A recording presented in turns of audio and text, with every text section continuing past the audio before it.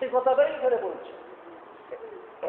এই জন্য চৈতন্য চরিতামৃতে সেই কথাটা ইঙ্গিত দিয়েছে।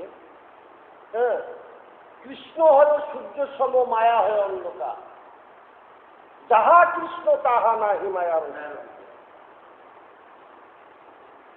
যেমন জগতে সূর্য উদয় হলে জগতের অন্ধকার দূরীভূত হয়ে যায়, অনুরূপ ভাগবত ভক্তের হৃদয় আকাশে যখন কৃষ্ণতন্ত্রের প্রকাশ ঘটবে, তখন তার সকল মায়ার অন্ধকার দূরীভূত হয়ে যাবে।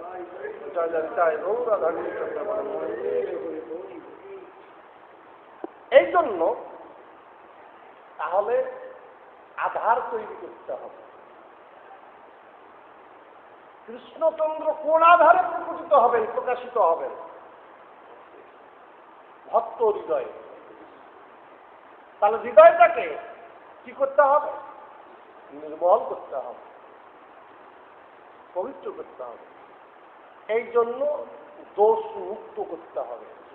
কুটি নাটি পরি হরি, সকালে যে বলি, হ্যাঁ, কুটি নাটি পরি হরি। কুটি নাটি যে দোষরূপ যে ছিদ্রগুলো বন্ধ করতে হবে, দোষগুলো থেকে মুক্ত হতে হবে। আমরা অপুরন্ত দোষে দোষী, এই দোষগুলোর থেকে আমরা যখন মুক্ত হব, প্রধানতম দোষ কি? কাম, ক্রোধ, লোভ, হিংসা, বিদ্বেষ, পরনিন্দা, পরচর্চা, অহংকার, দম্ভ, এগুলো হলো আমাদের দোষ। এই দোষগুলোর থেকে যখন আমরা মুক্ত হব, তখন আমাদের চিত্ত নির্মল হবে। কিন্তু যতক্ষণ পর্যন্ত এই দোষগুলোর থেকে আমরা মুক্ত হতে পারবো না, চিত্ত আমাদের নির্মল নয়। সেজন্য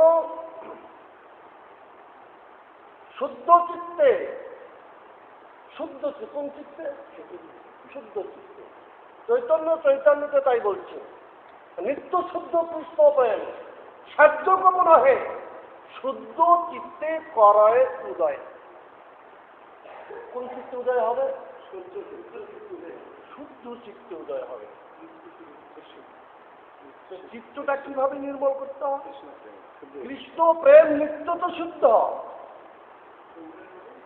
তার কোন চিত্তে উদয় হবে? শুদ্ধ চিত্তে উদয় হবে। তাহলে চিত্তটাকে শুদ্ধ করতে হবে। এই শুদ্ধ চিত্তে যখন কৃষ্ণ প্রেমের উদয় হবে, প্রকাশ হবে, প্রকট হবে, তখনই তো সে মায়ামুক্ত হতে পারবে। তার আগে সম্ভব নয়। আমরা পদে পদে মায়াযুক্ত, হ্যাঁ, সদা সর্বক্ষণ আমরা মায়াযুক্ত।